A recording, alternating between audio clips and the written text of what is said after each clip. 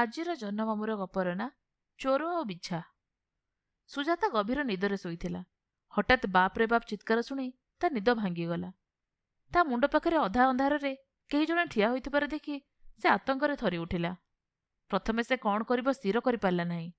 ଚିତ୍କାର କରିବ, କିନ୍ତୁ ସେ ଅଜଣା ଲୋକ ଯଦି ହଠାତ୍ ତା ଉପରକୁ ଆଘାତ କରେ, ତେବେ ଭୟ ସତ୍ତ୍ୱେ ସେ ନୀରବରେ ଅବସ୍ଥାର ଗତି ଲକ୍ଷ୍ୟ କରିବାକୁ ସ୍ଥିର କଲା।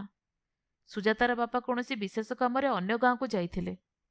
ସେମାନଙ୍କ ପରିଚାରିକା ସେଦିନ ରାତିରେ ସୁଜାତା ପାଖରେ ଶୋଇବା କଥା ହୋଇଥିଲା, କିନ୍ତୁ ହଠାତ୍ ସେ ସ୍ତ୍ରୀ ଲୋକଟିର ମା ବେମାର ପଡ଼ିବାରୁ ସେ ରାତିରେ ସେଠାରେ ରହିପାରିଲା ନାହିଁ। ସୁଜାତା ଏକୁଟିଆ ଶୋଇଥିଲା। ସୁଯୋଗ ପାଇ ଚୋର ଆସି ପହଞ୍ଚି ଯାଇଥିଲା। ସୁଜାତା ମୁଣ୍ଡ ପାଖରୁ ସିନ୍ଦୁକର ଚାବି ବାହାର କରି ଆଣିବା ବେଳେ ତାକୁ ଗୋଟେ ବିଛା କାମୁଡ଼ି ଦେଇଥିଲା। ଯନ୍ତ୍ରଣାରେ ସେ ଆର୍ତ୍ତନାଦ କରିଥିଲା। ସୁଜାତା ଉଠିପଡ଼ି ଲଣ୍ଠନ ତେଜିଦେଲା। ଲୋକଟି ଗୋଟେ ହାତରେ ତା ନିଜର ଅନ୍ୟ ହାତକୁ ଚାପି ଧରିଥାଏ। ସେ କହିଲା, ତମ ତକିଆ ତଳେ ବିଛା ଅଛି, ତମେ ଆରାମରେ ଶୋଇଛ କିପରି? ସୁଜାତା ସେଜରୁ ଓହ୍ଲାଇ ତକିଆ ଉଠାଇ ଦେଖିଲା ତ ସତକୁ ସତ ବିଛା। ଚୋର ଅବଶ୍ୟ ସେ ବିଛାକୁ ସଙ୍ଗେ ସଙ୍ଗେ ମାରିଦେଲା। ଚୋରର ଚେହେରା ମନ୍ଦ ନୁହେଁ। ଯନ୍ତ୍ରଣାରେ ସେ ବହୁତ ବିକଳ ଦିଶୁଥାଏ। ସୁଜାତା ବିଛାକୁ ପ୍ରାଣରେ ଡରୁଥାଏ। ଚୋର ବିଛା ଆବିଷ୍କାର କରିନଥିଲେ ତାକୁ ହିଁ ନିଶ୍ଚୟ ବିଛା କାମୁଡ଼ା ସହିବାକୁ ପଡ଼ିଥାନ୍ତା। ଏଥିପାଇଁ ସେ ଚୋର ପ୍ରତି କିଛି କୃତଜ୍ଞତା ଅନୁଭବ କଲା। ସେ ଚୋରକୁ ଔଷଧ ଦେଲା। ଚୋର ଟିକେ ସୁସ୍ଥ ହେଲା। ଚୋର ଯୁବକ ପଚାରିଲା, ଏତେ ବଡ଼ ଘରେ ତୁମେ ଏକୁଟିଆ ରହୁଛ କିପରି? ସୁଜାତା କହିଲା, ମୁଁ ଏକୁଟିଆ ରହେ ନାହିଁ। ଆଜି ଦୈବାତ ଥିଲି, କିନ୍ତୁ ତମେ ଏକୁଟିଆ ୟା ତା ଘରେ ପଶି ଚୋର କରିବାକୁ ସାହସ ପାଉଛ କିପରି? ଯୁବକ ଲାଜେଇ ଯାଇ କହିଲା, ପିଲାବେଳରୁ ମୋ ବାପା ମା ମରିଗଲେ। ମୋତେ ଯିଏ ପାଳିଲେ ସେ ମୋତେ ବଡ଼ କଡ଼ା ଶାସନ କରୁଥାନ୍ତି। ଥରେ ବି ଭଲ ଖାଇବାକୁ ଦେଉନଥାନ୍ତି। ଗାଁ ପାଖରେ ମେଳା ବସିଲା। କିଛି କିଣିବାକୁ ମୋର ଭାରି ମନ ହେଲା, କିନ୍ତୁ ସେ ଗୋଟେ ବି ପଇସା ଦେଲେ ନାହିଁ। ଦିନେ ତାଙ୍କ ବାକ୍ସରେ କିଛି ପଇସା ଚୋରି କରି ମେଳାକୁ ଯାଇ ମିଠେଇ କିଣି ଖାଇଲି। ପୁଣି ଖାଇବାକୁ ମନ ହେଲା, ପୁଣି ଚୋରି କଲି। ଶେଷକୁ ଦିନେ ଧରା ପଡ଼ିବାକୁ ସେ ମୋତେ ପିଟି ପିଟି ଘରୁ ନିକାଲି ଦେଲେ। ମୁଁ ପଳାଇ ଯାଇ ସହରରେ ଗୋଟେ ଚଟିଘରେ କାମ କଲି। ଚଟିଘର ମାଲିକ ଦୟାରୁ କିଛି ପଢ଼ାପଢ଼ି ବି କଲି, କିନ୍ତୁ ସେ ମରିଗଲେ। ମୋର କୌଣସି ଜୀବିକା ନଥିଲା। ଚୋରି ଅଭ୍ୟାସ ପୁଣି ଫେରିଆସିଲା। ଏଇଥିରେ ହିଁ ଚଳେ। ସୁଜାତା କହିଲା, ଯାହା ହେଲେ ମଧ୍ୟ ଚୋରି ବୃତ୍ତି ଭଲ ନୁହେଁ। ଏଥିରେ ତ ବିପଦ ଅଛି। କିନ୍ତୁ ତାହାଠାରୁ ବଡ଼ କଥା ହେଲା, ଏହା ଏକ ଅପରାଧ। ତମେ ଆଇନକୁ ଫାଙ୍କି ଦେଇପାର, କିନ୍ତୁ ନିଜ ମନକୁ ତ ଫାଙ୍କି ଦେଇପାରିବ ନାହିଁ। ନିଜ ମନ ଆଗରେ ତମେ ଅପରାଧୀ ହୋଇ ରହିଥିବ। ସବୁବେଳେ ଗ୍ଳାନିବୋଧରେ କଷ୍ଟ ପାଉଥିବ। ଯୁବକ ଟିକେ ନୀରବ ରହି କହିଲା, ମୁଁ ଯଦି ଅନ୍ୟ କୌଣସି ବୃତ୍ତିରେ ସନ୍ଧାନ ପାଆନ୍ତି ତେବେ ଚୋରି ଛାଡ଼ି ଦିଅନ୍ତି। ସେମାନେ କଥାବାର୍ତ୍ତା କରିବା ଭିତରେ ଭୋର ହୋଇଗଲା। ସୁଜାତାର ବାପା ଫେରି ଆସିଲେ।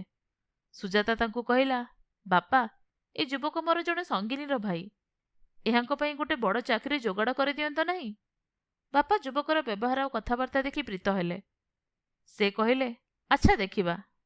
ବର୍ତ୍ତମାନ କେଇଦିନ ଇଏ ମୋତେ ମୋ ବଗିଚା କାମରେ ସାହାଯ୍ୟ କରନ୍ତୁ।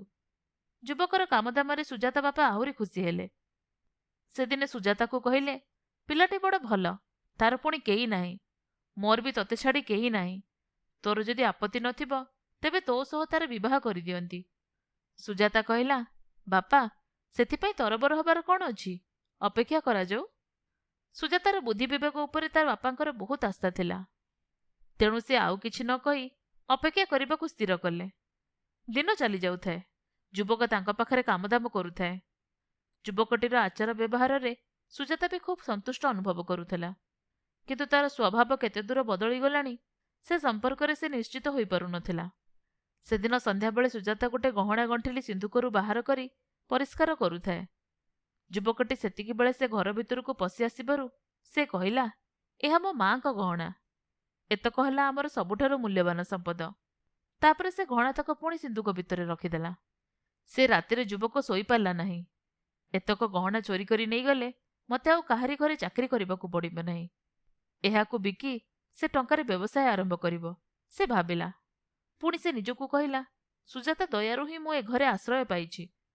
ଗହଣାତକ ନେଇଗଲେ ସେ ଭୀଷଣ ଆଘାତ ପାଇବ। କିନ୍ତୁ ଶେଷକୁ ସେ ଆଉ ଲୋଭ ସମ୍ଭାଳି ପାରିଲା ନାହିଁ। ମଝିରାତି ବେଳେ ଉଠି ଧୀରେ ଧୀରେ ସୁଜାତା କୋଠରୀ ଭିତରେ ପଶି ସିନ୍ଦୁକଟି ଉଠାଇ ନେଇ ଚାଲିଗଲା। ବାଡ଼ି ଭିତରକୁ ଯାଇ ସେ ସିନ୍ଦୁକଟି ଖୋଲିଲା। ଦେଖିଲା ବେଳକୁ ଗହଣା ଭିତରେ ଅଛି ଗୋଟେ ବିଛା। ସେ ସିନ୍ଦୁକଟିର ମୁହଁ ତଳକୁ କରିଦେଲା। ବିଛା ସହ ଗହଣାତକ ତଳେ ପଡ଼ିଲା। ସେ ବୁଝିଲା ଯେ ବିଛାଟା ସତ ବିଛା ନୁହେଁ। ତାପରେ ତା ଆଖିରେ ପଡ଼ିଲା ଖଣ୍ଡିଏ ଚିଠି। ସେ ଉଠେଇ ନେଇ ଆଲୁଅକୁ ଆଣି ପଢ଼ିଲା। ଦିନେ ଚୋରି କରିବାକୁ ଆସି ଏ ଘରେ ରହି ଭଦ୍ର ହୋଇଯାଇଥିଲ। ଆଜି ଏ ଘରର ଜମାତା ହେବାର ସମ୍ଭାବନା ଥିବାବେଳେ ତମେ ପୁଣି ଚୋରି କଲ। ଜାମାତା ହେବାର ସମ୍ଭାବନା? ଏତକ ପଢ଼ି ଯୁବକ ମହା ଅଡ଼ୁଆରେ ପଡ଼ିଲା। ଏ କଳ୍ପନା ତା ମନକୁ ଆସି ନଥିଲା। ବର୍ତ୍ତମାନ ସେ ଗହଣାତକ ସିନ୍ଦୁକରେ ଭର୍ତ୍ତି କରି ପୁଣି ତାକୁ ଯଥାସ୍ଥାନରେ ରଖିବା ମାନସରେ ଘରେ ପଶିଗଲା। ସେତିକିବେଳେ ସୁଜାତାର ବାପା ପାଣି ପିଇବାକୁ ଉଠିଥାନ୍ତି। ସେ ତାକୁ ଦେଖି ଆଶ୍ଚର୍ଯ୍ୟ ହୋଇ ପଚାରିଲେ, ଏତେ ରାତିରେ ସିନ୍ଦୁକ ଧରି କୁଆଡ଼େ ବାହାରି ଯାଇଥିଲ? ଏ ପ୍ରଶ୍ନର ଉତ୍ତର କ'ଣ ଦେବ ସେ କଥା ଯୁବକ ଠଉରାଇ ପାରୁନଥାଏ। ତେବେ ସୁଜାତା ଘର ଭିତରୁ ବାହାରି ଆସି କହିଲା, ବାବା, ସିନ୍ଦୁକ ଭିତରେ ବିଛା ପଶିଛି ଦେଖି ମୁଁ ତାହା ବାଡ଼ି ଭିତରକୁ ନେଇଯାଇ ବିଛାଟାକୁ ବାହାର କରିଦେଇ ଆସିବାକୁ କହିଥିଲି। ଭଲ କଥା, ଭଲ କଥା ବୋଲି କହି ବାପା ପୁଣି ଶୋଇବାକୁ ଚାଲିଗଲେ। ସୁଜାତା ଯୁବକକୁ କହିଲା, ତମେ କାଲି ଆଉ କୁଆଡ଼େ ଚାଲିଯାଅ, ଜ୍ୱାଇଁ ହେବା ତମ ଭାଗ୍ୟରେ ନାହିଁ। ଆଉ ଗହଣାତକ ଫେରାଇ ଆଣି ଭୁଲ କଲ ବୋଲି ଭାବିବ ନାହିଁ, ସେଗୁଡ଼ା ନକଲ ଗହଣା। ଯୁବକ ପରଦିନ ବିଦା ହୋଇ ଚାଲିଗଲା। ଆପଣମାନେ ଶୁଣୁଥିଲେ ଜହ୍ନମାମୁଁର ଗପ ଚୋର ଓ ବିଛା।